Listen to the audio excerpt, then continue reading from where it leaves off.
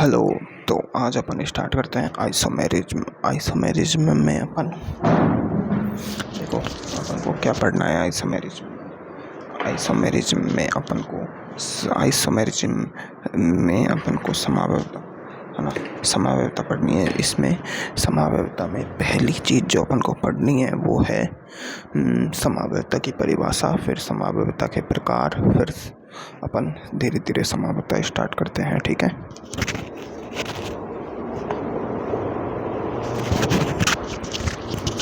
देखो, समावयवता की परिभाषा हमेशा याद रखना।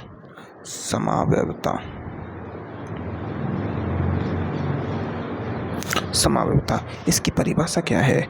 इसकी परिभाषा के अनुसार मतलब दो या दो से अधिक यौगिक, देखो दो या दो से ज़्यादा हो सकते हैं, है ना।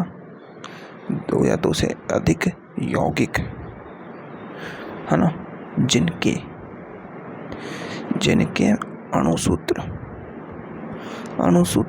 ये मेन चीज़ है, अणुसूत्र समान होने चाहिए,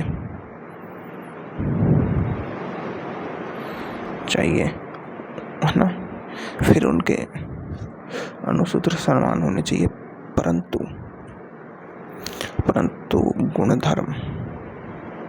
गुणधर्म क्या होने चाहिए? भिन्न, है ना। वो यही समावयवता कहलाती है ना।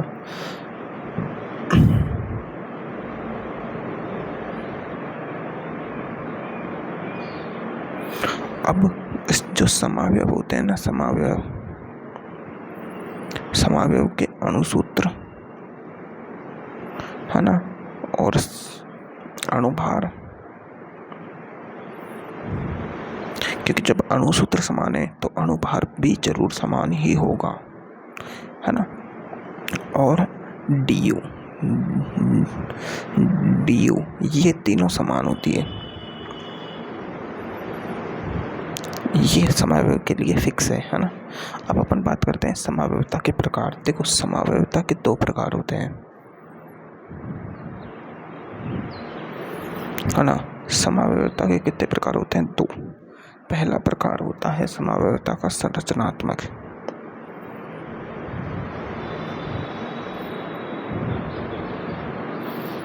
और दूसरा प्रकार होता है त्रिविम समावयवता। अब इनके और भी प्रकार होते हैं। त्रिविम में दो प्रकार की होती है, ज्यामिति, है ना, और एक होती है प्रकाशिक।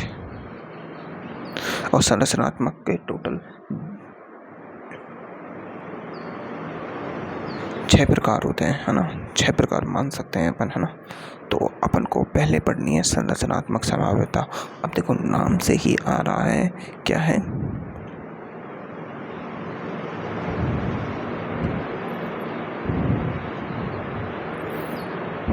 संरचनात्मक समावयवता। देखो, समावयवता तो है, मतलब इसके अणुसूत्र तो समान होगा, है ना, और गुणधर्मों में भिन्नता होगी,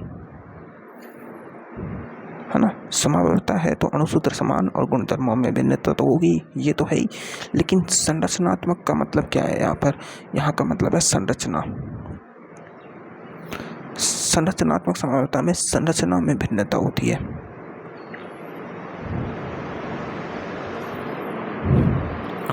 ये याद रखना है अपन को। मतलब दो या दो से अधिक ऐसे यौगिक जिनके अणुसूत्र समान हो लेकिन उनकी संरचना भिन्न हो। दो या दो से अधिक यौगिक जिनके अणुसूत्र समान हो लेकिन संरचना भिन्न हो। अब किसा संरचना भिन्न होगी, वहाँ उनकी आकारी, जैसे अपन लेते हैं नॉर्मल ब्यूटेन लिया अपन ने, है ना। नॉर्मल ब्यूटेन लिया, और नॉर्मल ब्यूटेन में कितने? 4 कार्बन होते हैं, 4। अब यहाँ पर H3, है ना, और इधर H2, इधर H2। ठीक है, ये नॉर्मल ब्यूटेन है। अब देखो, ये इसकी संरचना क्या है? ये सीधी संरचना है। अगर इसको अपन C और C, ये भी ब्यूटेन का, देखो इसका फॉर्मूला कितना है? C4H, कितना हो गया? 3 और 3 6 और 2 8। संरचना सूत्र, ये अणुसूत्र क्या है इसका? C4H8। सही है ना। नहीं, C4H10 है ना, सही है। और यहाँ पर देखो H3, CH3, H3 है ना, तो यहाँ पर भी C4H10 है। और देखो इसकी संरचना अलग है, इसकी संरचना अलग है। अब IUPAC के अनुसार इसका नाम अलग है। इसका नाम क्या है? Normal butane. इसका नाम क्या है? देखो, prop prop two methyl prop propane है ना, इसका नाम ये है। इसको एक और तरीके से कह सकते हैं अपन, आइसो ब्यूटेन। तो देखो इसकी संरचना भिन्न हो गई, हुई कि नहीं हुई? इसकी संरचना भिन्न हो गई, इसकी संरचना भिन्न है, लेकिन दोनों की अणुसूत्र समान है। तो ये क्या है? संरचनात्मक समन्वयता। अब देखो यहाँ पर देखो, पहली संरचना। अब देखो संरचनात्मक समन्वयता 6 प्रकार की होती है। अपन पहली देखते हैं, चैन आइसोमेरिज्म। इसे देखो, श्रृंखला समन्वयता।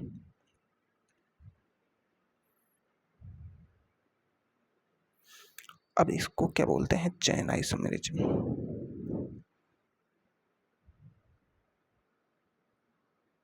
है ना, चैन आइसोमेरिज्म। अब देखो चैन, इसे अपन लिखेंगे CI। क्या? CI, ठीक है, CI। अब इसमें क्या होगा? देखो, है संरचनात्मक समन्वयता का प्रकार है, तो संरचनात्मक समन्वयता तब तक परिभाषा सेम होगी। कैसे? कि पहली बात तो समन्वयता की परिभाषा लिखनी है ऐसे, दो या दो से अधिक। देखो कैसे लिखते हैं, दो या दो से अधिक यौगिक, जिनके क्या, जिनके अणुसूत्र तो समान हो, परंतु संरचना भिन्न हो।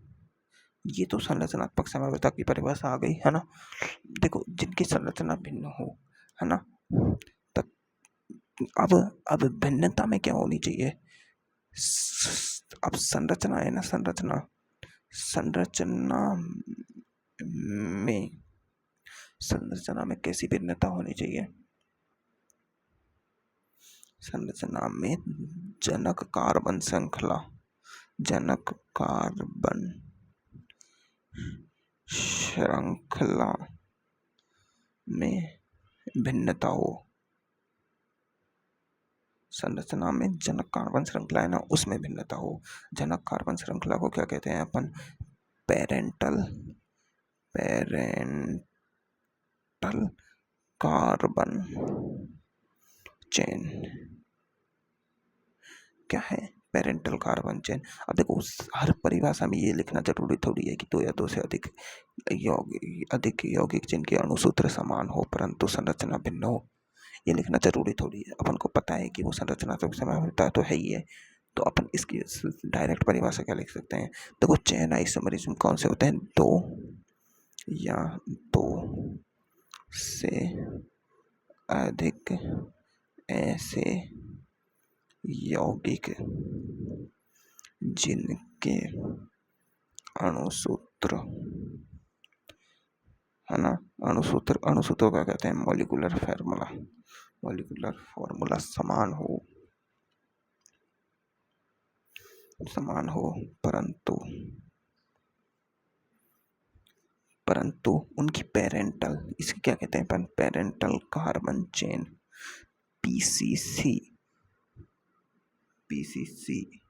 या देखो, पीसीसी में चेंज हो सकता है या फिर चेंज हो सकता है उसकी साइड चेन में। किसमें? साइड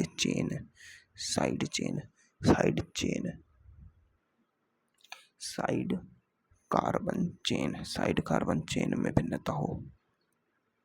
मतलब सीधी सी बात है, उसकी चेन में भिन्नता होनी चाहिए, चाहे साइड चेन में भिन्नता हो, चाहे पेरेंटल चेन में भिन्नता हो।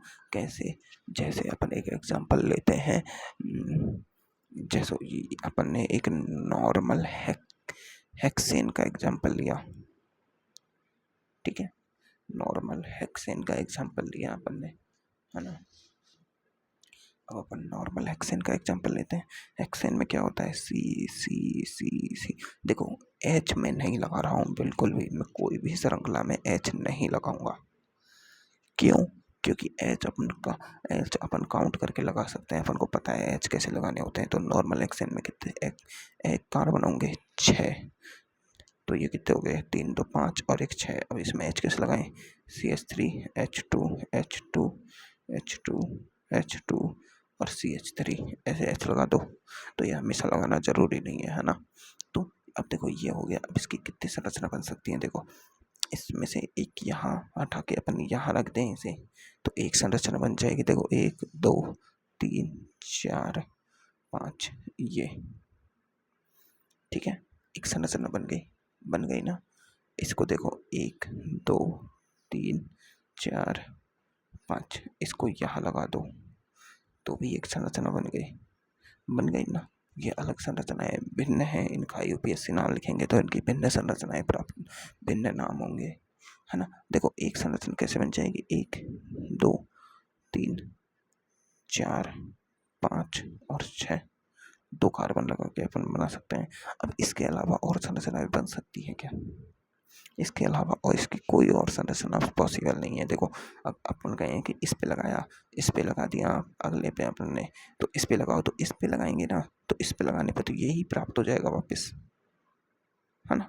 तो इसकी 3 संरचनाएं बन रही, तो मतलब इसकी 3 अलग अलग संरचनाएं बन रही है। और देखो तीनों में सेम अंतर किसका है, देखो इधर इधर मेन PCC कितने की है, 6 की, इधर PCC कितने की हो गई, 5 की, इधर PCC तो सेम है 5 की, है ना। PCC तो 5 की है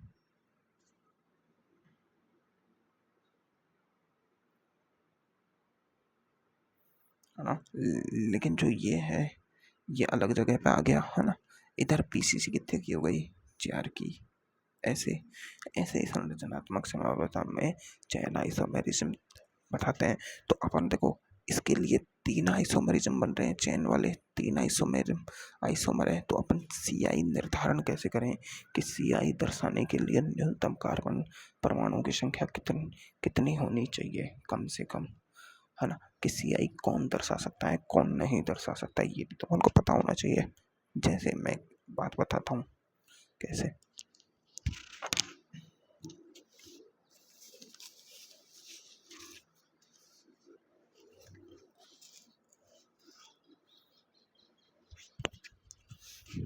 जैसे मान लो कि प्रोपेन है, CH3CH2CH3, क्या ये CI दर्शा सकता है। अब CI के लिए क्या होना चाहिए कि इसकी PCC कितनी है, PCC 3 कार्बन की है। अब CI कैसे दर्शाएगा, एक एक एक, इसको जगह यहाँ लगा दो तो ये PCC में कोई चेंज आएगा, PCC तो ये फिर बन गई, तो ये CI नहीं दर्शा सकता। तो अपन ऐसे CI दर्शाने के लिए कितने कार्बन कम से कम जरूरी हैं उसकी अपन एक लिस्ट बना लेते हैं, देखते हैं। तो देखो अपन ट्राई करते हैं। पहला तो लेते हैं एल्केन। एल्केन में देखो 3 कार्बन तक नहीं बन सकते, 3 कार्बन तक तो नहीं बन सकता, लेकिन 4 कार्बन पे देखते हैं, सी सी सी सी, 4 कार्बन है। अब इसमें CI आ सकती है क्या, हाँ आ सकती है। 1 2 3 कार्बन और एक ये, इसकी PCC में 3 हो गए, PCC में 3 कार्बन हो गए, इसकी PCC में 4 कार्बन हो गए। तो हाँ CI हुई है ना CI। तो इसमें CI पॉजिटिव है, CI उपस्थित है, 4 कार्बन से स्टार्ट होगी एल्केन में, ठीक है। ऐसे अपन CI निर्धारित कर सकते हैं। अब दूसरा अपन देखें कि दूसरा अपन देखें, एल्केन के बाद एल्कीन आता है।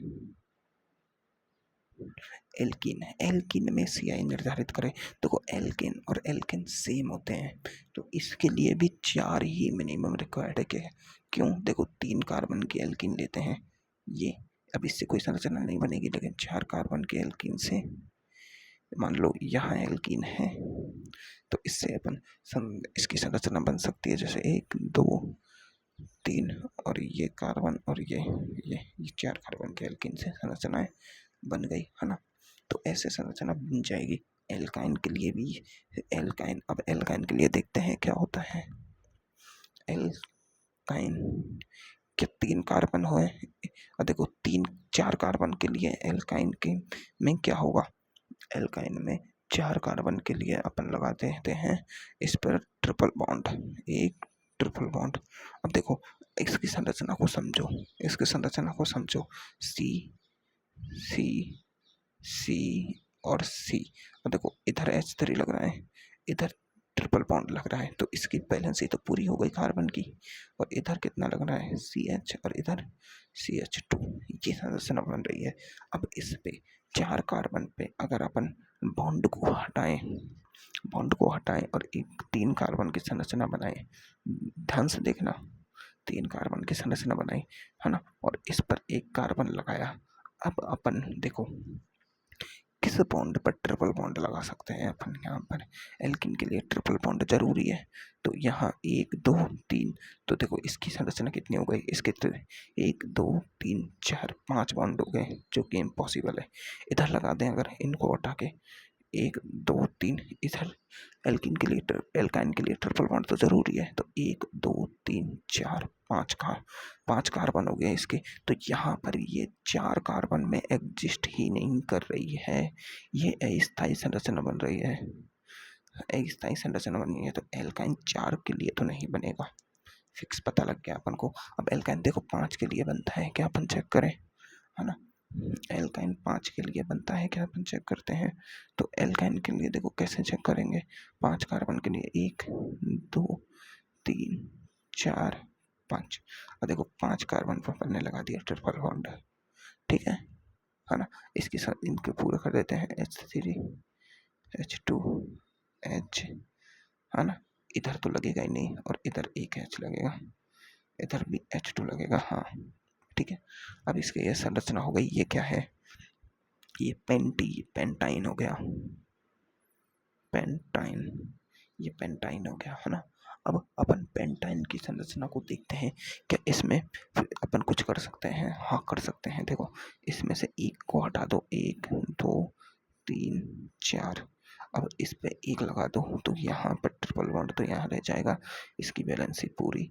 इसके लिए एक H, इसके लिए CH3, इसके लिए CH3, कोई दिक्कत।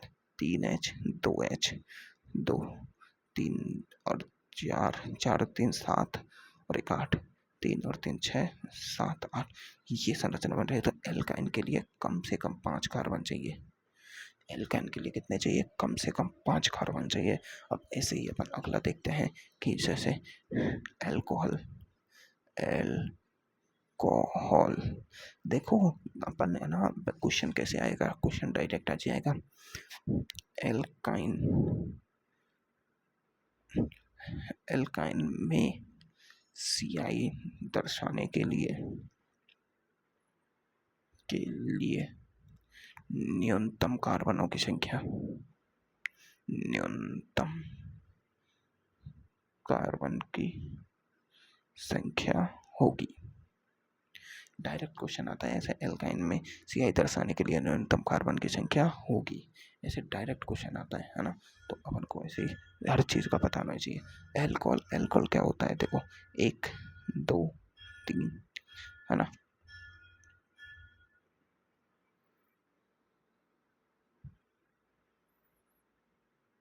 OH, मान लो ये क्या है, एक कार्बन, यहाँ पर 2 कार्बन, यहाँ पर 3 कार्बन और यहाँ पर 4 कार्बन, 4 कार्बन का OH हो गया। तो अपन ऐसे मतलब जिग-जैग लाइन से दर्शा सकते हैं, मैंने ये बता दिया। अब इसमें कैसे अपन अंतर कर सकते हैं, 1 2 और ये OH लगा दो, और यहाँ तो 4 कार्बन में आ गई ना जी, CI हो गई ना। तो ऐसे अपन CI, आपने इसकी स्थिति चेंज नहीं की है, क्रियात्मक समूह की स्थिति चेंज नहीं की है। अगर क्रियात्मक समूह की स्थिति चेंज कर देंगे तो समावयवता ही चेंज हो जाएगी, CI होगी नहीं, वो फिर क्रियात्मक समूह समावयवता हो जाएगी, है ना। तो इस CI में सिर्फ चेन को चेंज करना है। जब कह ही रहे हैं अपन चेन आइसोमेरिज्म है, इसमें सिर्फ चेन पर कॉन्सेंट्रेट करना है, क्रियात्मक समूह को नहीं बदलना है। डबल बॉन्ड ट्रिपल बॉन्ड की स्थिति को अपन नहीं बदल सकते, कुछ और चेंज नहीं कर सकते, अपन सिर्फ चेन चेंज कर सकते हैं, ठीक है। अब अपन कुछ CI अच्छे से समझ आ गई है, तो अब अपन स्टार्ट करते हैं पोजीशन आइसोमेरिज्म। ठीक है,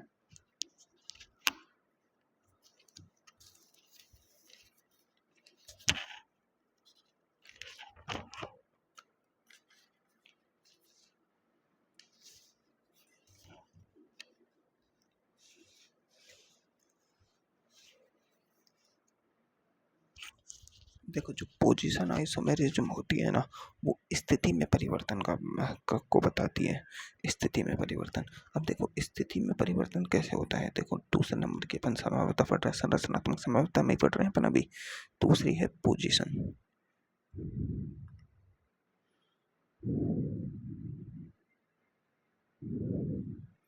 ठीक है, पोजीशन आइसोमेरिज्म। पोजीशन मतलब स्थिति समावता। ई में क्या होता है, इसमें क्या होता है कि दो या दो से अधिक यौगिक जिनका मॉलिक्यूलर फॉर्मूला तो समान हो। अब मैं ये लाइन बार बार नहीं लिखूंगा कि दो या दो से अधिक यौगिक जिनके मॉलिक्यूलर फॉर्मूला समान हो, परंतु उनके उनमें क्रियात्मक समूह, बहुबंध, प्रतिस्थापी समूह की स्थिति भिन्न हो, स्थिति समावता कहलाती है। नहीं, अपन डायरेक्ट लिखेंगे। इसमें क्या होगा कि इसमें क्रियात्मक समूह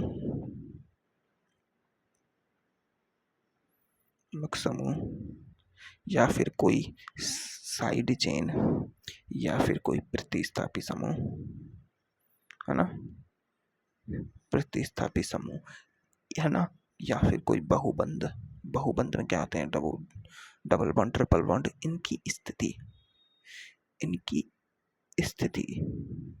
स्थिति सेम हो, अलग अलग हो, अलग अलग हो, इनकी स्थिति अलग अलग हो, और परंतु पीसीसी है उसमें नो चेंज होना चाहिए,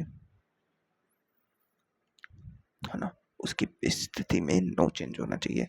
अगर स्थिति में अगर पीसीसी में चेंज हो गया तो वो चेन आइसोमेरिज्म भी होगी और पोजीशन आइसोमेरिज्म भी होगी। मान लो कि कोई कंपाउंड है, उसकी पीसीसी में भी चेंज हो रहा है ना, और उसकी क्रियात्मक समूह की स्थिति यानी पोजीशन में भी चेंज हो रहा है, दोनों में चेंज हो रहा है, तो उसमें दोनों संभाव्यताएं पाई जाएंगी। ठीक है, तो पीसीसी में नो चेंज मतलब पीसीसी में चेंज हो या ना हो, इससे कोई फर्क नहीं पड़ता, इसे रहने दो, है ना। तो अगर दोनों में चेंज है तो दोनों ही संभाव्यताएं होंगी उसमें। तो अब इसका एग्जांपल्स देखते हैं अपन। देखो पहला एग्जांपल तो क्या है, अपन ने एल्कोहल वाला एग्जांपल लिया था अभी, है ना, जिसमें अपन ने ये वाला एग्जांपल लिया था, है ना, ये वाला। अब ये क्या है, ब्यूटेनॉल। क्या है, ब्यूटेनॉल, है ना, ब्यूटेनॉल का एग्जांपल दिया था। अब इसमें अपन को देखो, इसमें अपन ने देखो CI कैसी बनाई थी। CI के लिए तो इसमें ये किया था, मतलब इसकी चेन में अंतर किया था। यहाँ चेन 4 की है पीसीसी, यहाँ पर पीसीसी अपन ने 3 की कर दी, और क्रियात्मक समूह की स्थिति है वो अभी भी 1 पर है। ठीक है, लेकिन अगर इसकी स्थिति को चेंज करना है तो अपन इसमें देखो, यह देखो, 1 कार्बन, 2 कार्बन, 3 कार्बन, 4 कार्बन, इसको हटा दो और यहाँ पर लगा दिया अपन ने OH। तो अब देखो क्रियात्मक समूह की स्थिति पहले 1 पर थी, अब 2 पर होगी। तो ये है PI, पोजीशन आइसोमेरिज्म। क्या है ये, PI। अब इनके देखो मॉलिक्यूलर फॉर्मूला तो सेम है, फिक्स है ना, तो ऐसे PI होती है। तो देखो मॉलिक्यूलर फॉर्मूला तो सब सेम होना ही चाहिए आइसोमेरिज्म के लिए, वो तो फिक्स बात है, वो तो आइसोमेरिज्म के लिए जरूरी है। अब देखो, अपन देखो एक, अभी ये क्या है, ये है पेंटीन, ये क्या है, पेंटीन। अब इसकी संरचना हम देखते हैं। इसमें देखो कार्बन 5 है ना, कार्बन 5 है, और बहुबंध डबल बॉन्ड है जो किस पर, पोजीशन पर, 1 पर। तो अब इसमें देखो PI कैसे होगी, PI देखो 1 2 3 4, है ना। तो देखो इसमें कार्बन कितने हो गए, कार्बन तो 5 हो गए। अब अपन डबल बॉन्ड को 2 पे किसका देंगे, तो एक PI हो जाएगी। अगर अपन इसमें डबल बॉन्ड को 3 पे खिसका दें तो भी ये देखो, यहाँ 2 पे लिया, यहाँ पे 3 पे लिया, अब अपन 4 पे लेंगे नहीं तो यही वाला वापस आ जाएगा। तो इसमें 2 तरह के बन रहे हैं PI, है ना, PI बन रहे हैं ना 2 तरह के, है ना। तो इसमें 2 तरह के PI बन जाएंगे। ऐसे अपन देखो, जैसे कोई बेंजीन है और उस पर कोई बहुत सारे ग्रुप लगे हों, जैसे इधर लग रहा है OH ग्रुप लगना है, इधर CH3 ग्रुप लगना है ना। तो अब इसमें PI कैसे कैसे होगी, देखो इसमें PI के लिए देखो सबसे पहले OH को फिक्स करें तो इधर CH3 चल जाए तो एक PI हो जाएगी। इधर देखो इधर OH फिक्स करें तो इधर CH3 चल जाए, एक PI हो जाएगी और एक और हो जाएगा। देखो इधर OH को फिक्स करके अपन मान लो इधर चल जाए तो एक CH3 हो जाएगा। अब अपन ने वापस इधर लगा दिया तो ये तो यही वाला आ जाएगा, है ना। तो 3 PI बन जाएगी। अब देखो इन सब के, अरे ये वाला भी यही है, ये वाला भी यही है। देखो इधर लगाया चाहे इधर लगाओ 1 2 3 पे आएगा, इधर इधर से काउंटिंग हो जाए, काउंटिंग होगी 1 2 3 पे आ जाएगा। तो ये तो यही है। तो देखो इसका नाम क्या है, देखो इनका नाम है ना, इसके नाम है, ये क्या है, ऑर्थोक्रिसॉल। क्या है, ऑर्थोक्रिसॉल। ये नाम है ना, ऐसे अपन को रटने नहीं है ना, मान लो रटने नहीं है, पर जब भी आए बस देख लो क्रिसॉल की संरचना कैसी होती है। OH इधर, CH3 इधर, बस ऐसे। और अगर CH3 ऑर्थो, ये ऑर्थो स्थिति है, अब ये कैसी स्थिति पे चला गया, ये मेटा स्थिति पे चला गया, तो ये है मेटा क्रिसॉल, है ना। अब ये किस पे, पैरा स्थिति पे चला गया, तो ये क्या है, पैरा क्रिसॉल। देखो बेंजीन पर कोई प्रतिस्थापी समूह यहाँ लगे तो ये तो होता है ऑर्थो, यहाँ और यहाँ लगे तो ये होते हैं मेटा, है ना। और यहाँ लगे तो ये होती है पैरा। ये स्थितियाँ होती है बेंजीन की, ठीक है। और यहाँ तो वो बेंजीन के साथ कोई की ग्रुप OH हो सकता है, CH हो सकता है, ये ग्रुप को छोड़कर यहाँ पर ये ग्रुप लगते हैं। ये दो तो होते हैं मेटा, ये दो तो होते हैं ऑर्थो, और ये होता है पैरा पोजीशन, ठीक है। ये अपन को पोजीशन अपन को याद रखनी है। अब अपन ने ये एग्जांपल ले लिया। अब देखो एक एग्जांपल लेते हैं, ये एक एग्जांपल और है। देखो ये एग्जांपल है, यहाँ पर लगा होता है CH3, है ना, और यहाँ पर भी अपन CH3 लगा दें, और एक देखो फिर ऊपर वाले CH3 को फिक्स रखो और अपन एक CH3 यहाँ लगा दें, तो और एक इसके संरचना ऐसे बन जाएगी। एक CH3 फिक्स रखो, एक CH3 इधर लगा दें, तो देखो ये क्या है, ये ऑर्थोजाइलिन है। हाँ तो अपन इनका नाम लिख रहे थे ना, है ना, तो इसका नाम आता है ऑर्थोजाइलिन, है ना। इसका नाम होता है ऑर्थो नहीं, ये तो मेटा पे आ गया, मेटाजाइलिन। ये पैराजाइलिन, है ना। ऐसे इनके नाम होते हैं। ये सब पोजीशन आइसोमरिज्म में ही तो है। ये 1 3 पे आ रहा है, ये 1 1 2 1 3 1 5, है 1 4, ऐसे 1 2 3 4 4 पे। तो ये ऐसे, है ना। एक और एग्जांपल देखते हैं अपन। देखो एक और एग्जांपल क्या है इसका, चाय पी लेते हैं, चाय OH और यहाँ है OH। पहले मैं क्या सोचता था, है ना, कि टीचर्स चाय पीते हैं, चाय क्यों पीते हैं भाई, क्लास के टाइम पे चाय क्यों पीते हैं, पर सच में चाय पी लेते हैं ना तो बोलने में बहुत आसानी हो जाती है, बहुत ज़्यादा, और अच्छा भी लगता है भाई चाय पीने से। तो ये देखो इसका नाम क्या है, ऑर्थो कैटेकॉल। देखो इस इनके नाम थोड़े अलग हैं। इसका नाम है कैटेकॉल, कैटेकॉल। ये क्या है, ये क्या है, ये फिनॉल है ना, फिनॉल। फिनॉल पर एक और OH ग्रुप अगर ऑर्थो पे आ जाए तो उसका नाम हो जाता है कैटेकॉल, है ना, है ना। अगर वो पैरा पे आ जाए, वो मेटा पे आ जाए, तो उसका नाम हो जाता है रिसोर्सिनॉल, है ना। इसके तो बहुत सी एग्जांपल, बहुत सी रिएक्शन पढ़ते हैं पर रिसोर्सिनॉल की तो, है ना, रिसोर्सिनॉल, है ना। और ये है हाइड्रोक्विनोन। अब ये हाइड्रोक्विनोन कहाँ आता है, ये हाइड्रोक्विनोन देखो मेरे को याद आ रहा है कुछ कुछ। ये हाइड्रोक्विनोन है ना, अपन जब पढ़ते हैं ना एच बॉन्डिंग। अब देखो ये एच, देखो हाइड्रोक्विनोन की स्ट्रक्चर बताता हूँ मैं।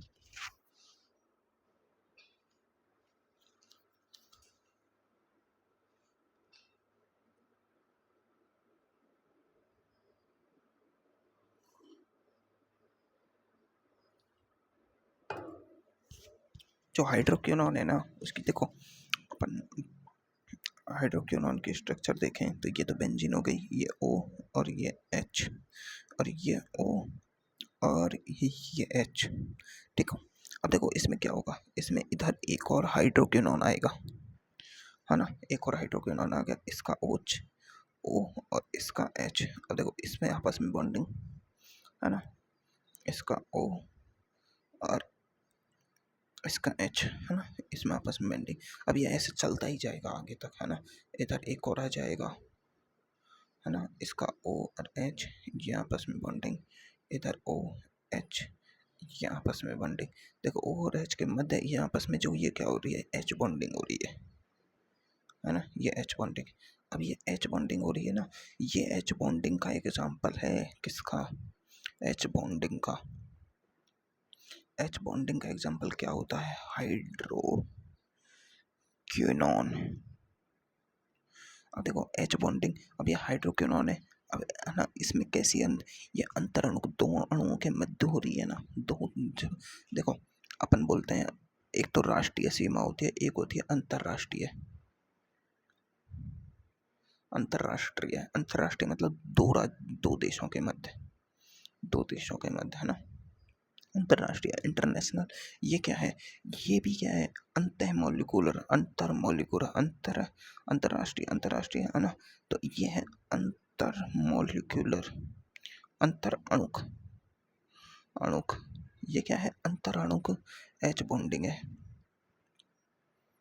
क्या है, अंतर अणुक H बॉन्डिंग, अंतर अणुक। अब देखो अंतः अणुक और एक होती है अंतः अणुक। अब देखो ये ज़्यादा पावरफुल होती है, पावरफुल। अब केमिस्ट्री में पावरफुल का मतलब क्या होता है, केमिस्ट्री का पावरफुल का मतलब होता है जिसे तोड़ना, जिसे तोड़ना आसान नहीं होता।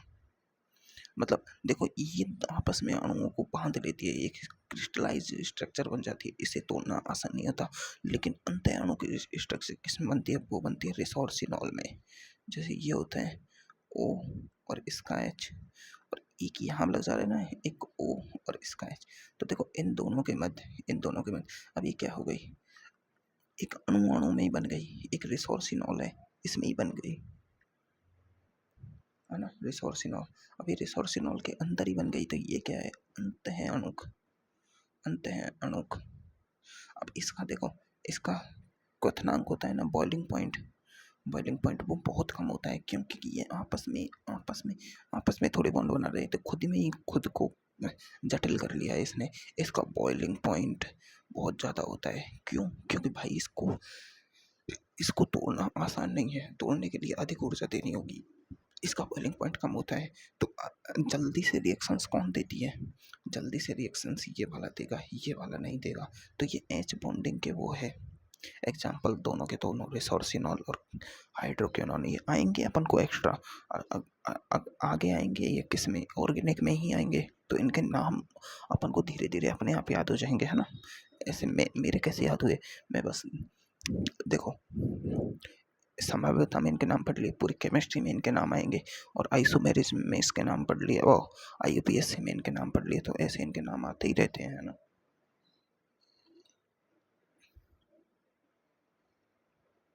तो अब अपन देखो, ये तो PI की बात हो गई, PI अपन को समझ भी आ गई। अब अपन बात करते हैं PI दर्शाने के लिए न्यूनतम कार्बन की संख्या। वही है जैसे अपन ने CI के लिए देखा कि न्यूनतम कितने कार्बन के CI दिखा सकते हैं, ऐसे अपन PI देखेंगे, PI न्यूनतम कार्बन के लिए कौन कितने कार्बन दर्शा सकते हैं। तो पहला अपन केक्स के लिए देखते हैं, एल्कीन, एल्कीन के लिए देखेंगे। अब देखो एल्कीन के लिए PI दर्शाने के लिए क्या होना चाहिए, PI के लिए पोजीशन चेंज होनी चाहिए, क्या चेंज होनी चाहिए, पोजीशन में चेंज होनी चाहिए। अब मिनिमम देखो 4 कार्बन है, 4 कार्बन है, अब इसको चेंज करते हैं तो अपन क्या बनते हैं, ये बन जाती है। तो ये तो CI है, क्योंकि इसमें CI चेंज हुआ है, पोजीशन थोड़ी चेंज हुई है, नहीं पोजीशन चेंज नहीं हुई। 5 कार्बन देखो, है ना, 5 कार्बन है। अब देखो 5 कार्बन पे 1 2 3 4 5, 5 कार्बन पे देखो, तो 5 कार्बन पे अगर अपन देखें तो देखो 5 कार्बन पे इस 4 कार्बन की रखें, तो यहाँ पर यहाँ पर तो देखो ये क्या है, ये फिर से सी आई हो गई, है ना। 1 2 3 4 और ये देखो ये फिर से सी आई हो गई। अब इसके पी आई करने के लिए अपन को इसकी स्थिति, ये मेथिल ग्रुप है 5 कार्बन में अपन ने ये मेथिल ग्रुप लगाया है। इसको अगर इधर से इधर लगाएं, मान लो इधर से इधर लग रहा था, ये इधर से इधर हटा के इधर लगा दिया अपन ने, तब भी एक यही है। तो इधर ये भी सी आई है, पी आई कहीं भी नहीं हुई है। पी आई के लिए कम से कम 6 कार्बन चाहिए। कैसे दिखाता हूँ मैं, देखो 1 2 3 4, देखो 1 2 3 4 5, 5 कार्बन की तो चेन बना दी 6 कार्बन में अपन ने, और एक कार्बन लगा दिया इधर। ठीक है, अब देखो यहाँ से स्टार्टिंग करेंगे, नंबरिंग 1 2 पे आ रहा है ग्रुप, है ना। और इसका अगर देखो, अब ये तो 1 हो गया, अब इसकी पी आई कैसे होगी, देखो 1 2 3, कितने हुए 1 2 3 4 5। अब देखो अगर अपन ने देखो यहाँ 1 2 पे लग रहा था, अगर यहाँ पे लगाएं तो 3 आ रहा है, और इधर से भी 1 2 3, तो यहाँ पी आई हुई है, क्योंकि मिथाइल ग्रुप है जो 2 पोजीशन से हट के 3 पे आ गया। ऐसा इनमें कहीं नहीं हुआ है, चेक करके देख सकते हो तुम खुद, ऐसा इनमें कहीं नहीं हुआ है। तो इनमें हुआ है, तो ये पी आई है। तो कम से कम 6 कार्बन चाहिए।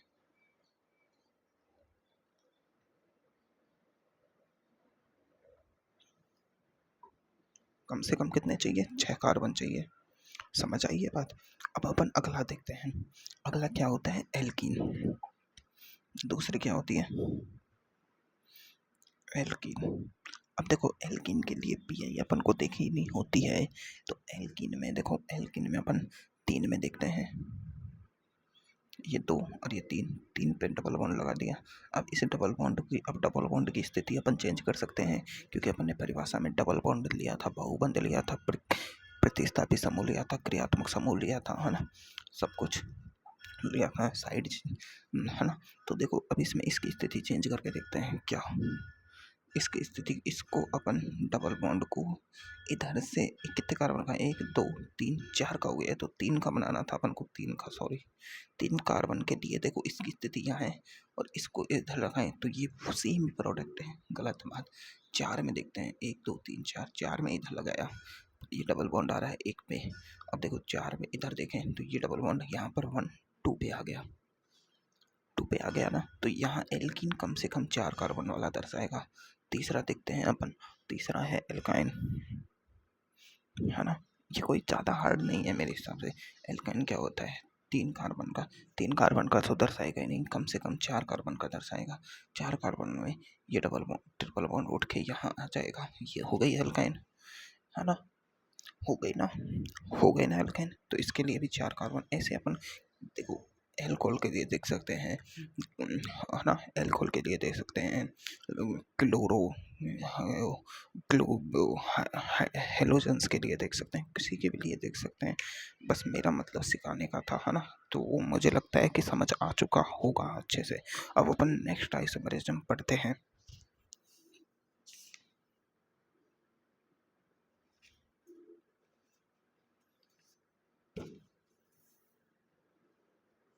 उससे पहले है ना, सर ने एक क्वेश्चन दिया था, वो क्वेश्चन मैं भी देना चाहता हूँ कि जो एक कंपाउंड है C5H10,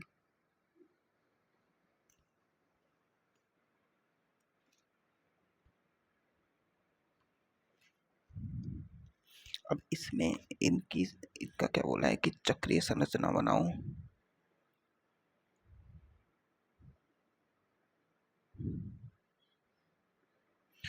बनाओ, है ना, और उन चक्रीय संरचनाओं में समावयवी संबंध स्थापित करो।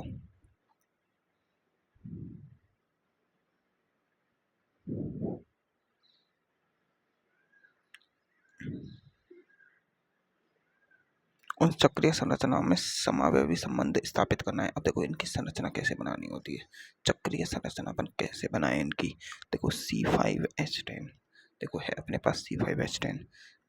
पहला तो देखो इसकी सीधी संरचना, अब देखो ये है ना। अब देखो ये क्या है, C5H10 है ये, ठीक है। इसकी देखो अगर इसकी सीधी संरचना बनाए तो C5H10 किसकी बनती है, एल्कीन की, एल्कीन बनता है C5H10। लेकिन चक्रीय संरचना देखो, एक चक्रीय यौगिक और एक एल्कीन दोनों का फॉर्मूला समान होता है, ये हमेशा याद रखना। चक्रीय यौगिक और वह एल्कीन का फॉर्मूला सदैव समान होता है। ये अपन IUPAC में पढ़ते हैं। किसमें? IUPAC में पढ़ते हैं। कैसे? अब वो तो अपन IUPAC पढ़ेंगे जब पढ़ेंगे, है ना। तो मैं अभी समावयवता समझा रहा हूँ, तो समावयवता पे फोकस करते हैं। तो देखो, इसमें देखो, 1 carbon, 2 carbon, 3 carbon, 4 carbon, 5 carbon, PCC कितने की है इसमें? 5 कार्बन की। PCC 5 कार्बन की हो गई इसमें, है ना। अब अपन देखते हैं इसको एक एक करके इसकी चक्रीय संरचना को घटाए जाए और मेथिल ग्रुप बढ़ाते जाते हैं। देखो, इधर 4 की कर दी, एक मेथिल ग्रुप लगा दिया, कोई दिक्कत? मेरे हिसाब से इसमें कोई दिक्कत नहीं आई है ना। PCC, अब इसमें PCC कितने की हो गई? 4 कार्बन की, ठीक है। अब अपन देखो, अगर एक और कम कर दें, है ना, एक और कम कर दें तो PCC कितने की हो गई? 3 कार्बन की। और देखो, एक एक तो पहले ही लग रहा था। अब एक को अपन कैसे लगाएं? मान लो एक को अपन इधर इथाइल ग्रुप लगा दिया, यहाँ पर मिथाइल ग्रुप लगाया अपन ने, यहाँ पर इथाइल लगा दिया, कोई दिक्कत? इसी को अगर अपन और चेंज करें तो PCC 3 की रखें तो 2 मिथाइल एक साथ लगा सकते हैं अपन, है ना। इसी को और चेंज करें अपन तो इधर देखो, इधर इधर अपन एक मिथाइल इसके अलावा और कोई संरचना नहीं बनेगी। और अगर तुम बना रहे हो तो वो गलत है, बना के चेक कर लो, उसे एक बार देख लेना। तो ये संरचनाएं बन रही है। अब अपन देखते हैं, देखो यहाँ पर देखो, यहाँ और यहाँ, ये 1 है, ये 2 है, ये भी तो एक समावयव है, ये समावयव है, ये समावयव है, ये खुद भी एक समावयव है ना। 2, 3 समावयव, 4 समावयव, 5 समावयव, तब 5 समावयव बने। अब इनमें देखो समावयवी संबंध कैसे दिखाते हैं। पहला और दूसरा, ये क्या है? पहला और दूसरा ये तो है चेन आइसोमेरिज्म, CI दर्शा रहे हैं। क्योंकि देखो, यहाँ PCC 5 की है, यहाँ PCC 4 की है, दिखा रहे हैं। और दूसरा और तीसरा, इनमें देखो PCC 4 की है, इसमें PCC 3 की है। तो दूसरा और तीसरा ये भी क्या दर्शाते हैं? CI। लेकिन तीसरा और चौथा देखो, इनमें PCC सेम हो गई, PCC 3 की है, इसमें भी 3 की है। तो तीसरा, चौथा और पांचवा ये क्या दर्शा रहे हैं? पोजीशन आइसोमेरिज्म, ये दर्शा रहे हैं पोजीशन आइसोमेरिज्म। ऐसे अपन को निकालना होता है, ठीक है। ये अपन आराम से देख लेते हैं।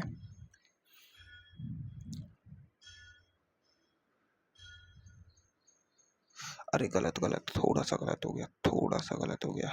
देखो, यहाँ इथाइल है, यहाँ मिथाइल है, तो यहाँ पर साइड चेन डिफरेंट हो रही है।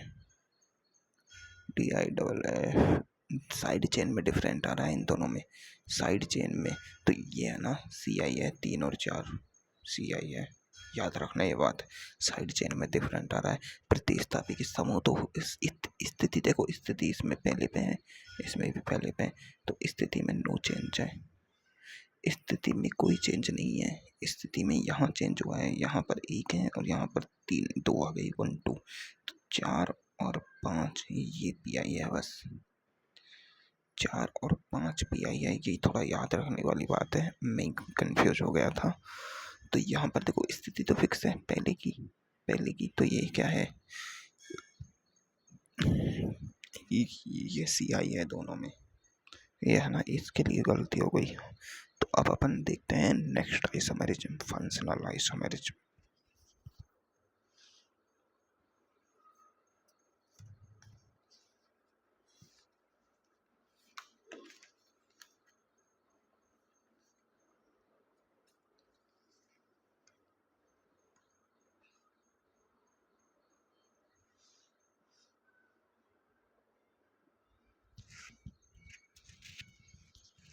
तो अपन नेक्स्ट लेते हैं फंक्शनल आइसोमेरिज्म, 3rd नंबर पर है।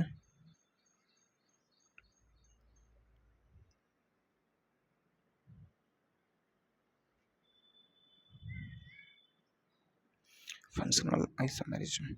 अब देखो अपन बात करें फंक्शनल आइसोमेरिज्म की, तो फंक्शनल का मतलब ही क्या होती है, इसे कहते हैं क्रियात्मक। इसे पहले तो डिनोट कैसे करेंगे, FI से, है ना। और ये किस में होगी, ये होगी क्रियात्मक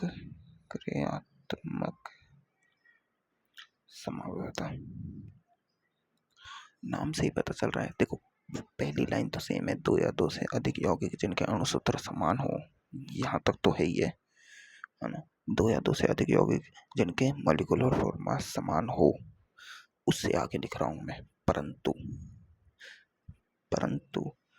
उनके क्रियात्मक समूह भिन्न हो, है ना। अब क्रियात्मक समूह भिन्न हो, या इसको कह सकते हैं अपन उनके रासायनिक गुण भिन्न हो। ये क्या होती है, FI कहलाती है। ठीक है, अब मैंने यहाँ क्यों लिखा है कि उनके रासायनिक गुण भिन्न हो। अब मैं बताता हूँ एक बात आपको, इसको अपन थोड़ा पढ़ेंगे बाद में। पहले अपन ने स्ट्रक्चरल आइसोमेरिज्म पढ़ी। स्ट्रक्चरल आइसोमेरिज्म में अपन ने पहले पढ़ा CI, फिर पढ़ा अपन ने PI, है ना। उनमें क्या था, इसकी चेन में अंतर आ रहा था, इसमें पोजीशन में, है ना। इससे सिर्फ जो समावयवी हैं उनके भौतिक गुणधर्म चेंज हो रहे थे, उनके रासायनिक गुणधर्मों पर ज्यादा प्रभाव नहीं पड़ रहा था। रासायनिक गुणधर्मों पर ज्यादा प्रभाव नहीं पड़ रहा था, है ना। उनके भौतिक गुणधर्म चेंज हो रहे थे। कैसे, देखो PI में अपन देखो चेन, अब अगर कोई लंबी श्रृंखला है तो वो टूटेगी जल्दी, उस पर कोई भी अभिकारक रिएक्ट जल्दी करेगा। लेकिन ऐसे ही कोई टेढ़ी मेढ़ी श्रृंखला है तो वो जल्दी नहीं टूटेगी। इसका गलनांक क्वथनांक भी अधिक होगा, इसका कम होगा, क्योंकि इनमें आपसी बॉन्ड हो जाएंगे, है ना। ऐसे ही पोजीशन स्थिति चेंज होने से भी यही होगा। उनकी भौतिक स्थितियां, मतलब कोई द्रव होगी, कोई गैस होगी, या कोई लिक्विड, कोई ठोस होगा, उनकी पोजीशन या इनके मतलब भौतिक स्थितियां भौतिक गुणों में चेंजिंग कर रहे थे, कलर ऐसे चेंजिंग कर रहे थे। रासायनिक गुण उनकी केमिकल प्रॉपर्टी चेंज नहीं कर रहे थे, कि मतलब रासायनिक गुण मतलब उनकी जो अभिक्रियाएं हैं ना, अभिक्रियाएं, उस प्रोडक्ट की अभिक्रिया, मतलब वो इसके साथ क्या रिएक्शन देता है, ऑक्सीजन के साथ कौन सी रिएक्शन देता है, NO2 के साथ रिएक्शन कौन सी देता है, अम्ल के साथ कैसी रिएक्शन देता है, क्षार के साथ कैसी रिएक्शन देता है ना। तो इन सब ऐसी ऐसी चीज़ों को ये चेंज नहीं कर रहे थे। परंतु फंक्शनल आइसोमेरिज्म क्या होती है, उसमें क्रियात्मक समूह चेंज हो जाता है। जैसे एक होता है कीटोन समूह, है ना, और एक होता है CHO ग्रुप। ये दोनों आपस में समावयवता दिखाते हैं, है ना। और ये दोनों आपस में समावयवता दिखाते हैं, और इसे ही कहते हैं अपन फंक्शनल आइसोमेरिज्म। अब देखो ये आपस में समावयवता दिखाते हैं, तो देखो कीटोन की रिएक्शंस अलग होती हैं, एल्डिहाइड की रिएक्शंस अलग होती हैं, तो ये आ गई ना रासायनिक गुणों में भिन्नता, है ना। जैसे अपन देखें, है ना, अपन देखें 1 degree amine, 2 degree amine, 3 degree amine, है ना। एल्कोहल और फिनॉल, जैसे OH ग्रुप अगर सीधी संरचना पे लगे तो एल्कोहल होती है, और OH ग्रुप अगर बेंजीन पे लग जाए तो फिनॉल हो जाता है ना। फिनॉल हो जाता है, तो इसके रासायनिक गुण अलग होते हैं, इसके रासायनिक गुण अलग होते हैं, है ना। तो ऐसे ऐसी भिन्नताओं को कहते हैं फंक्शनल आइसोमेरिज्म में रखते हैं। अब देखो फंक्शनल आइसोमेरिज्म में क्या क्या आता है। अब देखो पहली बात तो डबल बॉन्ड, है ना, और ट्रिपल बॉन्ड। ये एक ही क्रियात्मक समूह नहीं है, ये दोनों अलग अलग क्रियात्मक समूह है। ये अलग है, ये अलग है, ये एल्कीन है, ये एल्काइन है, ये दोनों अलग क्रियात्मक समूह हैं, ये बात याद होनी चाहिए अपन को। एक 1 डिग्री एमीन क्या होती है NH3, 2 डिग्री एमीन क्या होती है NH ये, और 3 degree amine N triple N होती है। ये तीनों अलग क्रियात्मक समूह है। क्या है? अलग क्रियात्मक समूह है। नाम से सेम है, लेकिन ऐसे नाम से तो लग रहा है, लेकिन देखो यहाँ पर तो एक ही कार्बन की पीसीसी जुड़ेगी, है ना। इधर भी एक पीसीसी जुड़ जाएगी, एक इधर साइड साइड कार्बन चेन जुड़ जाएगी, इधर एक पीसीसी जुड़ जाएगी मान लो, तो इधर साइड चेन एससीसी, इधर एससीसी, क्योंकि पीसीसी कोई भी कंपाउंड में सिर्फ एक ही होती है। तो इधर कार्बन की श्रृंखला जुड़ रही है, इधर कार्बन श्रृंखला जुड़ रही है, इधर कार्बन श्रृंखला जुड़ रही है। तो ये तीनों अलग अलग क्रियात्मक समूह है। 1 degree amine, 2 degree amine, 3 degree amine, तीनों क्रियात्मक समूह अलग अलग होते हैं, ये अपन को पता होना चाहिए। और एक एल्कोहल और एक फिनॉल, ये दोनों भी अलग अलग क्रियात्मक समूह हैं, ये अपन को याद होना चाहिए अच्छे से। ठीक है, ठीक है, इतना अपन को समझ आ गया। तो अब अपन देखो क्रियात्मक समूह समवायता में क्या होगा, क्रियात्मक समूह चेंज होगा। अब देखो क्रियात्मक समूह समवायता कैसे दिखते हैं अपन।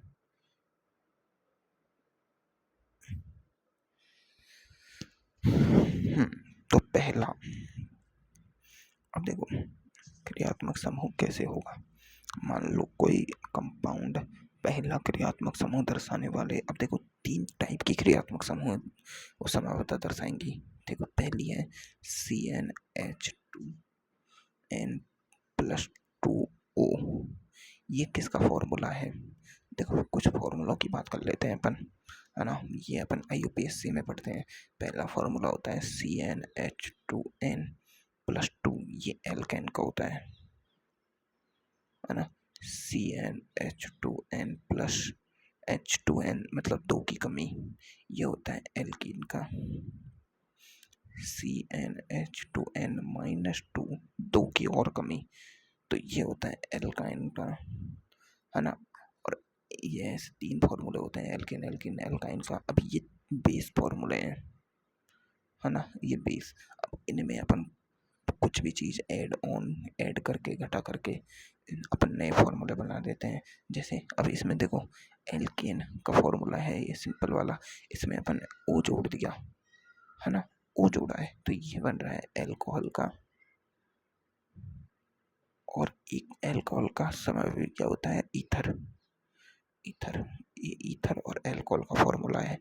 तो अब एल्कोहल और ईथर के लिए अपन देखते हैं क्या क्या हो सकता है। मान लो अपन इसमें वैल्यू पुट करें, 4 वैल्यू पुट करेंगे तो C4H, 4 दूनी का 8 और 2 10 10O, तो C410O बनेगा, है ना।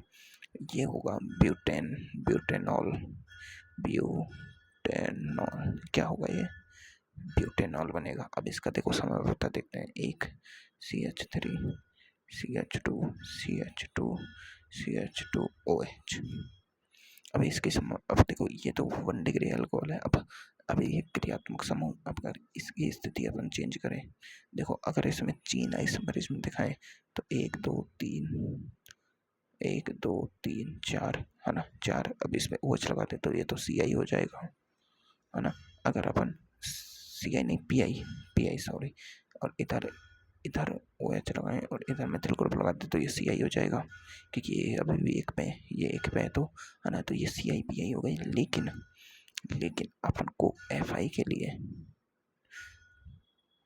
ध्यान देना मेरे बातों पे, FI के लिए क्या करना होगा।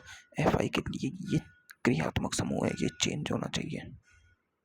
अब चेंज कैसे होगा, इस H को हटा के एक ग्रुप में लगा दो, देखो CH3 CH2 CH2O और CH3, ये बन गया ईथर, बन गया ना ईथर। तो ये हो गई FI, ऐसे होती है FI। ठीक है, समझ आई मेरी बात, आई होगी अच्छे से।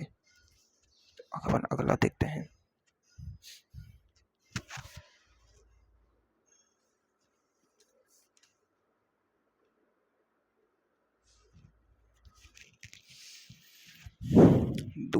दूसरा देखते हैं अब देखो एक फॉर्मूला लेते हैं, CnH2nO। ये किसका है? ये है कीटोन और एल्डिहाइड का। क्योंकि देखो मैंने क्या बोला, समझौता होने के लिए मॉलिक्यूलर फॉर्मूला सेम होगा। अब कीटोन और एल्डिहाइड का मॉलिक्यूलर फॉर्मूला सेम है, तभी तो ये आइसोमर है ना। यही तो है मॉलिक्यूलर फॉर्मूला, ये बेस मॉलिक्यूलर फॉर्मूला है ना। तो अब इनमें देखो देखते हैं, अब इसमें देखो मान लो पुट कर लेते हैं अपन, 3 पुट कर लेते हैं। तो 3 पुट करेंगे तो C3H, 3 दूनी का 6 और O, है ना। तो देखो इसकी कीटोन बनाते हैं, इसका कीटोन और एल्डिहाइड बनाते हैं। एल्डिहाइड कैसे बनेगा? CH3 CH2 CHO बन गया। अब कीटोन कैसे बनेगा इसका? CH3 CH3 double bond O इधर। तो देखो मॉलिक्यूलर फॉर्मूला सेम, दोनों के गुणधर्म बिल्कुल सेम, रासायनिक गुणधर्म, ठीक है। तो ये एक कीटोन और उसके लिए हो गया। अगली देखते हैं अपन, देखो CnH2n और O2। देखो CnH2nO आए तो कीटोन और एल्डिहाइड बनता है। और कीटोन अपन पहले पढ़ते थे, कीटोन का या कीटोन या एल्डिहाइड का ऑक्सीडेशन कराने से क्या बनता है? कार्बनिक का कार्बोक्सिलिक एसिड या एनहाइड्राइड कार्बनिक एनहाइड्राइड, नहीं एस्टर एनहाइड्राइड में तो डबल O आ जाते हैं ना, एस्टर बनता है। तो देखो ऑक्सीडेशन कराया मतलब A को जोड़ा है अपन ने, ऑक्सीडेशन, है ना। तो इधर A को जोड़ दिया, इससे A को 2 हो गया। तो इधर क्या बनेगा? इधर बनेगा कार्बोक्सिलिक एसिड या एस्टर। अब देखो कार्बोक्सिलिक एसिड का फॉर्मूला क्या होता है? लास्ट में COOH लगता है। एस्टर का फॉर्मूला क्या होता है? एस्टर होता है ना, उसमें COOR लगता है। R मतलब एक कार्बन की चेन लगती है इधर, जो मेन चेन नहीं होगी कभी भी। R है ये R डैश, ये कभी भी मेन चेन नहीं होती, ये PCC कभी नहीं होती। ये वाली बात याद रखना, ये PCC कभी नहीं होती, है ना। तो देखो देखते हैं अपन, देखो एक एग्जांपल लेते हैं। देखो CH3 CH2 COOH, इसकी ये हो गया कार्बोक्सिलिक एसिड। और इस कार्बोक्सिलिक एसिड का नाम क्या है? इस कार्बोक्सिलिक एसिड का देखो कितने कार्बन है, 1 2 3। इस कार्बन को अपन इसमें शामिल करना है चेन में, तो बॉन्डिंग नामिंग किससे होगी? 1 2 और 3 से। तो ये क्या है? 3 पे क्या आता है? प्रोप और प्रोपेन। अब देखो किस पे है? प्रोप 1। अब कार्बोक्सिलिक एसिड का लास्ट में क्या लगता है? Oic acid. कोई स्पेशल केस नहीं है ना, ये स्पेशल केस नहीं है तो ओइक लगेगा, स्पेशल केस हो तो कार्बोक्सिलिक लगेगा, है ना, बाद में। और ये क्या होता है? देखो ये बनेगा CH3, है ना, C डबल बॉन्ड O और ये बन जाएगा CH3। ये है एस्टर। अब ये साइड चेन है। अब देखो ये साइड चेन है, ये मेन चेन होगी हमेशा ये वाली, क्योंकि ये 2 कार्बन की है, दो की है, और ये सिर्फ 1 की है।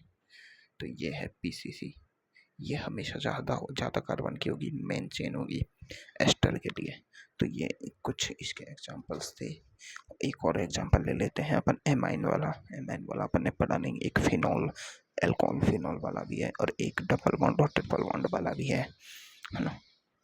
आज अपन सिर्फ 3 तक ही पढ़ेंगे, फिर मेरे को लगता है मेरे को करा देनी चाहिए ये दोनों, इस संरचनात्मक सामग्री तो कंप्लीट करा ही देनी चाहिए।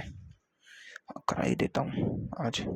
देखो इसका चौथा एग्जाम्पल कौन सा है? CnH2n plus 3n। ये है एमाइन के लिए।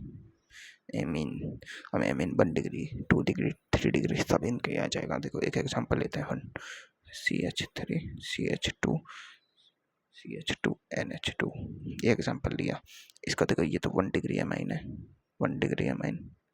इसको चेंज करें CH3 CH2 NH CH2, ये 2 डिग्री अमाइन हो गया,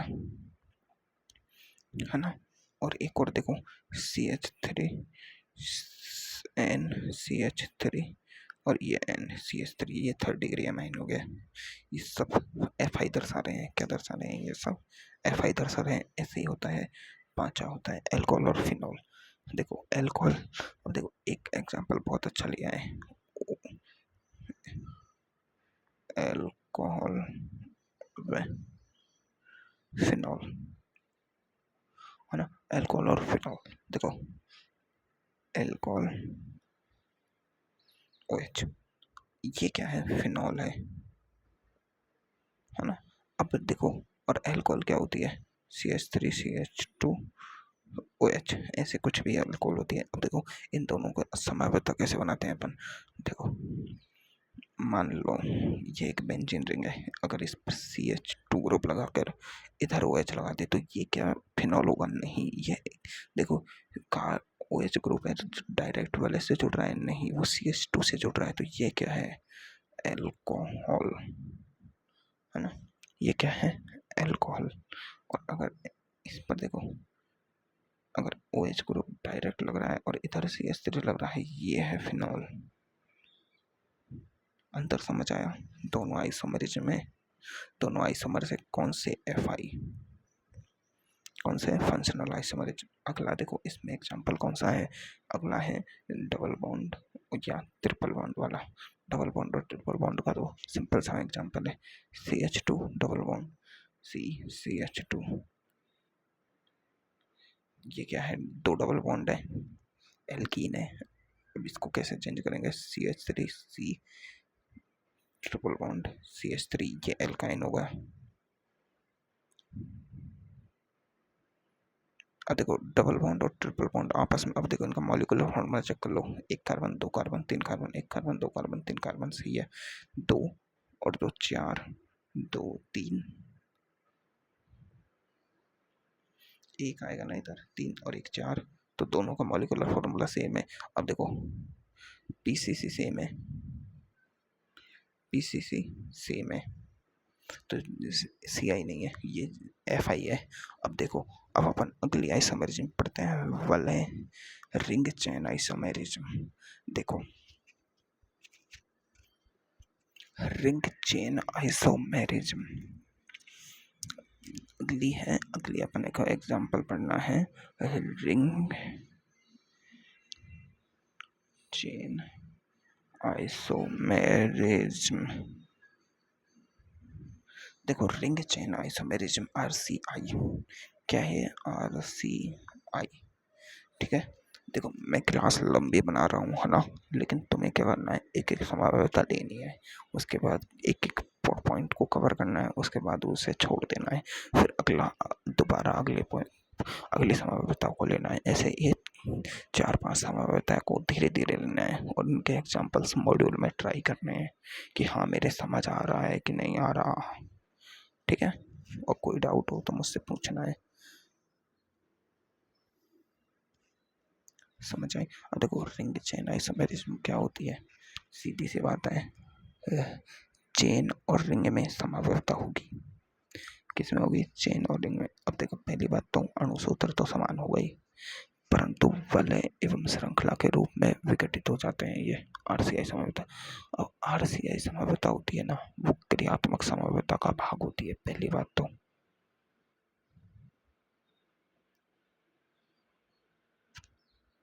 RCI है जो क्रियात्मक समावयवता का ही एक रूप है, ठीक है। कैसे? अपन देखते हैं, देखो अपन देखो पहला एग्जांपल लेते हैं RCI के लिए, क्रियात्मक समावयवता कैसे है। देखो CH3 CH और डबल बॉन्ड CH3, ये क्या है? एल्कीन। अब ये मैंने क्या बोला था पहले कि एल्कीन और एक साइक्लो कंपाउंड, एल्कीन और साइक्लिक कंपाउंड का फॉर्मूला, मॉलिक्यूलर फॉर्मूला सेम होता है। देखो CH2 और CH2 और ये 3 3 6 और एक 7H, 3, अरे यार 2 आएगा ना, 3 और 3 6, 3 2 2 4 2 6 और 3 कार्बन। तो देखो ये क्या है? एल्कीन। ये क्या है? साइक्लोएल्केन। तो अब देखो क्या है, अगर क्वेश्चन में अपन को ऐसी कोई संरचना दिखे जिनमें चेन है जो रिंग में चेंज हो रही है, तो वहां पर अपन को Fi और RCI दोनों दे दे।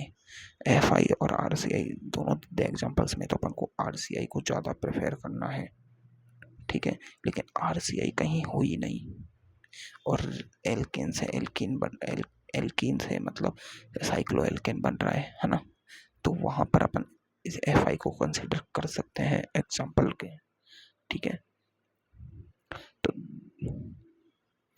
अगर दोनों हो तो RCI प्रेफर करना है, अगर RCI ना हो तो Fi अपन लिख सकते हैं, ठीक है। तो देखो एक नोट की बात है, सभी RCI है जो Fi होती है, मतलब रिंग चेन आइसोमरिज्म जितने भी है वो सभी क्रियात्मक समावता दर्शाती है, लेकिन सभी Fi है जो क्या रिंग RCI है, गलत। सभी Fi RCI नहीं है, ये एसएसएल रीजन का क्वेश्चन भी बनता है, तो ये वाली बात की याद रखनी है। अब अपन के पास वलय चेन आइसोमरिज्म हो गई है ना। अब अपन पढ़ते हैं एक लास्ट पांचवी और छठी आइसोमरिज्म है ना, वो सर लास्ट में कराते हैं, है ना। और उसका छठी आइसोमरिज्म का नाम क्या है?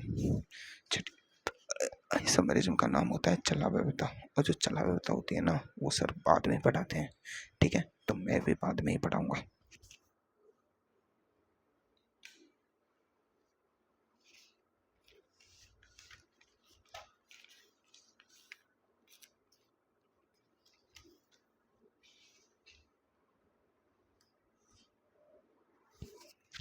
अपन अब पढ़ते हैं मध्यावस्था, मेटामेरिज्म। क्या लास्ट अपन पढ़ रहे हैं संरचनात्मक समव्यवस्था की, लास्ट है मध्यावस्था।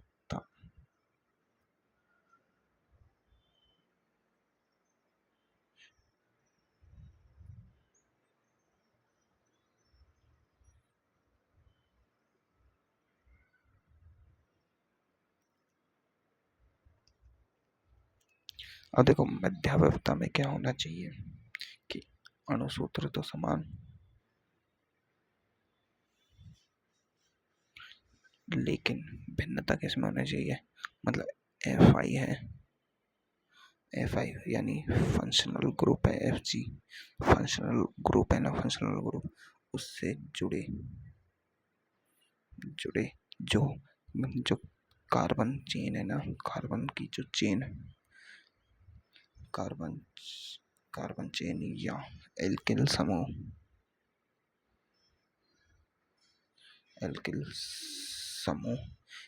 इन समूह भिन्न हो मध्यावस्था कहलाती है। अब मध्यावस्था दर्शाने के लिए सबसे पहले केवल बहुसंयोजी यौगिक दिखाते हैं। मध्यावस्था है ना,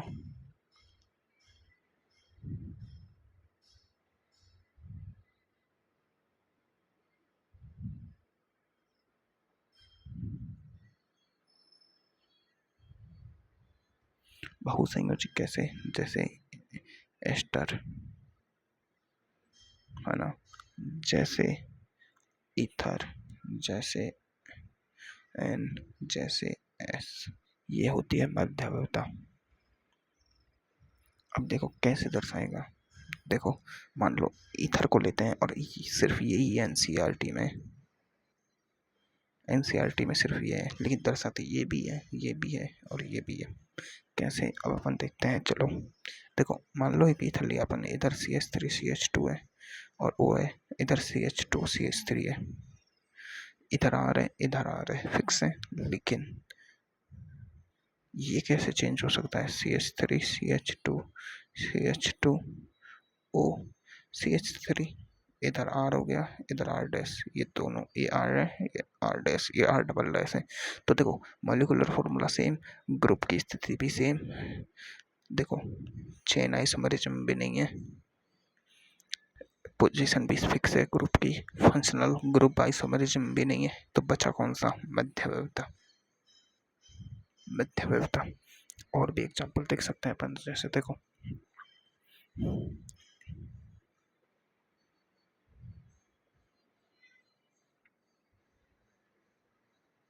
है ना।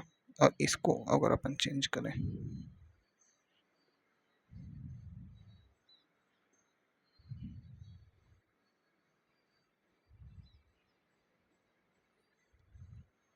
बताओ ये ये देखो ये क्या है, मेटाफिनाइल,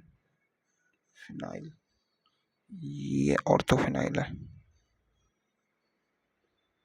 अब तुम कहोगे कि सर ये मतलब ये पोजीशन पीआई क्यों नहीं है, क्योंकि यहाँ पर पीआई की चेंज हो रही है। लेकिन ढंग से देखें तो पीआई में कभी चेंज हुआ ही नहीं है। क्या इसकी पीआई चेंज हुई है, इसकी स्थिति चेंज हुई है, क्या इस ग्रुप की स्थिति चेंज हुई है? नहीं, इसमें लगे ये पूरा ग्रुप ही चेंज हो गया, ये नाम ही चेंज हो गया ना। मैंने क्या बोला, उससे जुड़ी कार्बन श्रृंखला या एल्किल समूह बिंदु फंक्शनल ग्रुप से जुड़ा जो जो का फंक्शनल ग्रुप से जुड़ा एल्किल समूह है वही चेंज हो गया। ये मेथाफिनाइल है, ये ऑर्थोफिनाइल हो गया, नाम ही चेंज हो गया, फंक्शनल ग्रुप से जुड़ा कंपाउंड ही चेंज हो गया पूरा। ठीक है, ऐसे ऐसे होती है पीआई। ठीक है, देखो एक और देखते हैं, देखो वो पीआई नहीं मध्यवर्ता है ना। देखो एक और एग्जांपल लेते हैं, CH3CH2 और OCH3 है ना। इसमें देखो CH3CHO CH3 और इधर आ गया CH3, ये क्या है, आइसोप्रोपाइल, ये प्रोपेन है ना। अब देखो ये दोनों आपस में क्या दिखा रखते हैं, मेटामेरिज्म मेटामेरिज्म मेटामेरिज्म शो कर रहे हैं आपस में, है ना। ऐसे बहुत से एग्जांपल होते हैं। ठीक है, तो ये देखो आपने संरचनात्मक संभाव्यता हो गई कंप्लीट। पहले आपने देखो संरचनात्मक संभाव्यता कंप्लीट किया, अब बस इसमें क्या रह रहा है, देखो देखो बहुत कम क्वेश्चंस आते हैं संरचनात्मक संभाव्यता से, पहली बात तो, पर अपन को पढ़नी तो है ही, बहुत कम क्वेश्चंस आते हैं, बहुत बहुत ही कम, है ना। पर अपन को इसमें से क्वेश्चंस आते हैं बस इसमें से कि संरचनात्मक संभाव्यता की संख्या, एक कोई कंपाउंड दे दिया और उससे पूछेगा इससे कितने संरचनात्मक संभाव्यता बनेगी, उसमें ये नहीं पूछेगा कितने पीआई बनेंगे, कितने जीआई एसआई और सीआई बनेंगे, कितने एफआई बनेंगे, कितने आरसीआई बनेंगे, कितने मेटामेरिज्म बनेंगे, नहीं, वो टोटल पूछेगा कि एक कंपाउंड दे दिया और उसे टोटल कितनी वो बनेगी संरचनात्मक संभाव्यता। ठीक है, तो देखो तुमने ना डीओ पढ़ रखी है ना, तो अगले लेक्चर लेने से पहले डीओ पढ़ लेना, थोड़ी सी पढ़ लेना कि किसकी डीओ 0 है, वो काम तो नहीं आएगी पर अपन को लिखनी जरूर है हर चीज में कि इसकी डीओ इतनी है, इसकी डीओ इतनी है ना, तो वो डीओ पढ़ लेना एक बार, है ना। और देखो ये है ना थोड़ा स्टार्टिंग है संभाव्यता की, तो मैंने ना थोड़ा जल्दी जल्दी पढ़ाया है, क्यों, क्योंकि ये है ना कोई काम का तो है नहीं इतना, और ये बेसिक्स है जो आती है। अब अपन अच्छे से पढ़ेंगे किसको, संरचनात्मक संभाव्यताओं की संख्या को, ये अपन को कैलकुलेट करनी है संरचनात्मक संभाव्यताओं की संख्या, है ना। और इनको है ना इन फिर आगे अपन इससे आगे अपन त्रिविम संभाव्यता पढ़ेंगे। जो त्रिविम संभाव्यता है ना वो अपन को अच्छे से करनी है, क्योंकि त्रिविम संभाव्यता में दो प्रकार के, ज्यामिति और एक है ज्यामिति और एक प्रकाशिक, ये दोनों बहुत अच्छे काम आएंगे। और बहुत देखो ये है ना हर जगह काम आती है। त्रिविम संभाव्यता किस में आएगी, त्रिविम संभाव्यता देखो इनऑर्गेनिक का वो जो अपना चैप्टर है ना, कौन सा संकुल यौगिक वाला, उनकी संभाव्यता में निर्धारण में काम आती है। कम संकुल यौगिकों की में उसमें भी जीआई और पीएम वो एक ऑप्टिकल आइसोमरिज्म और वो प्रकाशिक संभाव्यता और ज्यामितीय संभाव्यता काम आती है। तो है ना, मतलब अपन को त्रिविम संभाव्यता अच्छे से करनी है। और इस चैप्टर से एक या दो क्वेश्चन तो जरूर आते हैं, लेकिन ये चैप्टर है ना देखो, एक तो आईयूपीएससी वाला चैप्टर, एक संभाव्यता वाला चैप्टर, एक ऐसे अगला, ये 3 चैप्टर है ना, ये सिर्फ और सिर्फ ऑर्गेनिक केमिस्ट्री के बेसिक्स हैं। इनको समझना ज़रूरी है। इनसे क्वेश्चंस इतने ज़्यादा नहीं आते हैं, लेकिन ये चैप्टर्स ज़रूरी हैं। क्वेश्चंस आते हैं, 2 से 3 क्वेश्चन आते हैं इस चैप्टर से, और एक एक क्वेश्चन IUPAC से आता है, और 3 से 4 क्वेश्चन जो अपना ये प्रभावों वाला क्वेश्चन है ना, इससे आते हैं। जैसे एल्किल में वो R प्रभाव, I प्रभाव plus I minus I plus R minus R plus M minus M, ये प्रभाव है ना, इनसे आता है। 3 से 4 क्वेश्चन आते हैं। तो ये क्वेश्चंस भी आते हैं कम से कम इनसे, तीनों चैप्टर से 6 से 8 क्वेश्चन आते हैं तीनों चैप्टर से कम, है ना। कभी कभी तो 10 भी आ जाते हैं। तो ये तीनों चैप्टर इम्पोर्टेंट तो हैं, और पूरी ऑर्गेनिक केमिस्ट्री का बेस भी है। तो अपन को ये 3 ही अच्छे से करने हैं, बाकी चैप्टर सारे छोटे हैं और उनमें सिर्फ रटने का काम है। किनका? रिएक्शंस का। तो उनको बस रटना है, इनको समझना है, ठीक है। तो ये 3 चैप्टर अपन को अच्छे से समझने हैं, ठीक है। तो आज के लिए इतना ही काफ़ी है।